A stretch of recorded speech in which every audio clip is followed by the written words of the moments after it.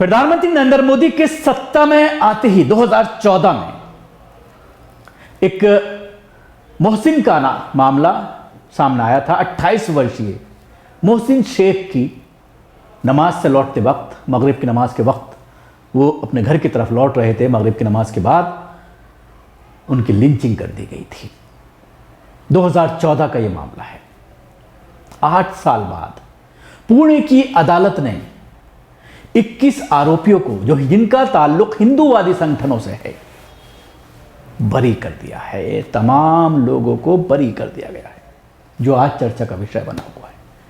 सवाल यही खड़ा हो रहा है कि पुलिस भी मौजूद थी, जिसको लेकर के कोर्ट ने टिप्पणी की थी, गवाह मौजूद थे, लेकिन उसके बावजूद गवाह सारे पलट गए और पुलिस कोर्ट में इन आरोपियों के खिलाफ आरोप साबित नहीं कर पाई, जिसकी वजह से 21 के 21 आरोपी बरी कर दिए गए।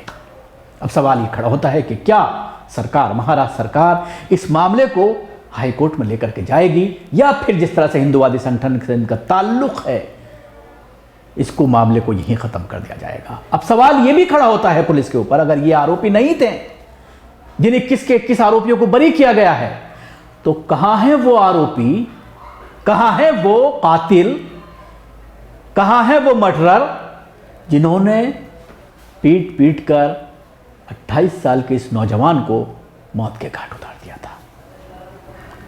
2018 में 4 साल बाद बाप लगातार कानूनी लड़ाई लड़ता रहा, कोर्ट के चक्कर काटता रहा। इस मामले में कई ऐसे पेच आए जिसमें कई बार पॉलिटिक्स भी हुई। मामला सदन तक में उठाया गया, राज्यसभा में दलवी साहब के जरिए, जो कांग्रेस के राज्यसभा मेंबर हुआ करते थे। उन्होंने उज्जवल निगम, जो पब्लिक प्रोसिक्यूटर, सरकारी वकील हैं, वो इस मामले को देख रहे थे। उनके ताल्लुक दक्षिणपंथी तंजीमों से हैं, उसको लेकर आरोप लगाया गया और उसके बाद उन्होंने इस मामले से अपने आप को अलग कर लिया।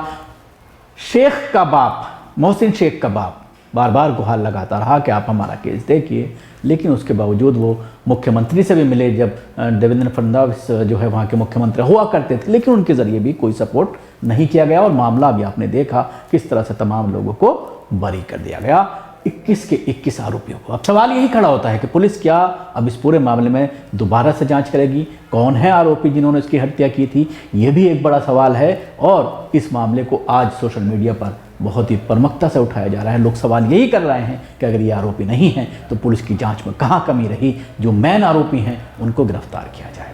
ये कई ऐसे सवाल हैं जो आज उठ रहे हैं। पुणे की एक सत्र अदालत ने 28 वर्षीय मुस्लिम युवक मोहसिन शेख की हत्या के सभी आरोपियों को बरी कर दिया, जिसमें कट्टरपंथी संगठन हिंदू राष्ट्र सेना प्रमुख धनंजय जयराम देसाई भी शामिल हैं। 9 साल पहले मोहसिन शेख की उस समय पीट पीट कर हत्या कर दी गई थी, जब वो शाम के समय की नमाज पढ़कर लौट रहा था। सत्र न्यायाधीश एसबी सालुंखे ने 21 आरोपियों को सभी आरोपों से बरी कर दिया। हडसपर पुलिस ने आरोपियों पर आईपीसी की धारा 302 हत्या, 307 हत्या का प्रयास, 143 गैर कानूनी सभा, 147/148 दंगे हथियार से लैस, 120 साजिश, 153 के तहत मामला दर्ज किया गया था। मोहसिन शेख सेलापुर के रहने वाला था और पुणे में एक तकनीकी विशेषज्ञ के रूप में काम कर रहा था। सोशल मीडिया पर शिवाजी महाराज और शिवसेना प्रमुख बाल ठाकरे की कथित रूप से आपत्तिजनक तस्वीरें प्रसारित होने के बाद राज्य के विभिन्न हिस्सों में कई झड़पें हुई। देसाई पर इस दौरान कई भड़काऊ भाषण देने के आरोप लगे।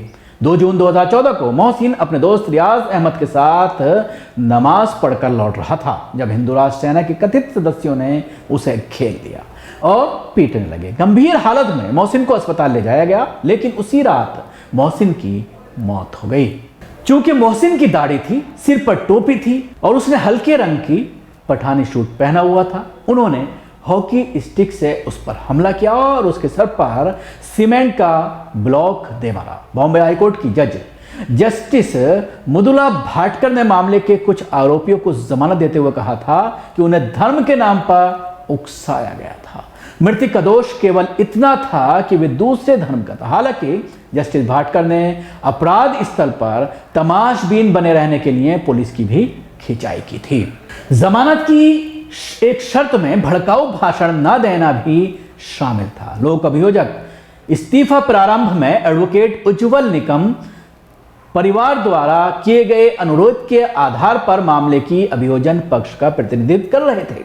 बाद में राष्ट्र प्रेमी कीर्ति समिति के कार्यकर्ता अंजुम इनामदार ने तत्कालीन मुख्यमंत्री और कानून और न्यायपालिका विभाग को नियुक्ति का विरोध करते हुए लिखा, यह दावा करते हुए कि वकील दक्षिणपंथी चरमपंथी समूह से करीबी है, इसलिए इनको इस मामले से हटाया जाए और वो कहीं ना कहीं जो आरोपी हैं उनका साथ दे सकते हैं। इसके साथ ही तत्कालीन कांग्रेस सांसद हुसैन दलवाई ने भी निकम की नियुक्ति का विरोध किया था। इसके बाद निकम ने कथित तौर पर मामले में खुद को अलग कर लिया। मोहसिन के पिता ने निकम को पत्र लिखकर अपने फैसले पर फिर से विचार करने के लिए कहा था, लेकिन कोई फायदा नहीं हुआ। इसके बाद 16 जून को मोहसिन के पिता मोहम्मद सादिक ने तत्कालीन मुख्यमंत्री देवेंद्र फडणवीस से भी वकील सलियन की नियुक्ति की मांग की। हालांकि राज्य ने एडवोकेट उज्ज्वल पवार को एसपीपी नियुक्त किया। दिसंबर 2018 में दिल का दौरा पड़ने के कारण मोहसिन शेख के पिता का निधन हो गया था। देखा किस तरह से उज्ज्वल निकम को लेकर सवालात खड़े हुए। उसके बाद दूसरा वकील नियुक्त किया गया, लेकिन वो वकील भी सही से मामले को कोर्ट के समक्ष नहीं रख पाया और उसके बाद मोहसिन शेख को इंसाफ नहीं मिला। बाप इंसाफ की आस लगाए लगाए 4 साल दौड़ता रहा, चक्कर लगाता रहा और एक दिन मामला दिल पर लेकर उनको अटैक हो गया और वो इस दुनिया से चले गए।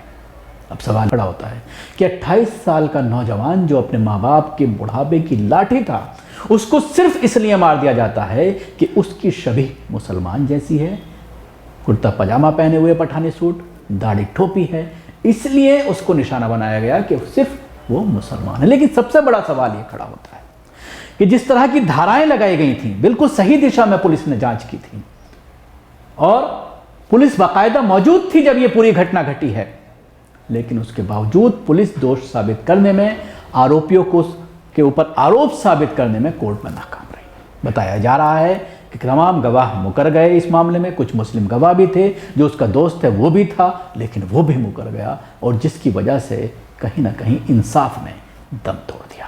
शुक्रिया। आपको हमारी कोशिश कैसी लगी जरूर बताएं। हमारे YouTube चैनल को सब्सक्राइब करना ना भूलें। इसके साथ ही बेल आइकन जरूर दबाएं। अगर आप ये वीडियो फेसबुक पर देख रहे हैं तो पेज को लाइक करें, उसके साथ ही फॉलो भी करें। धन्यवाद।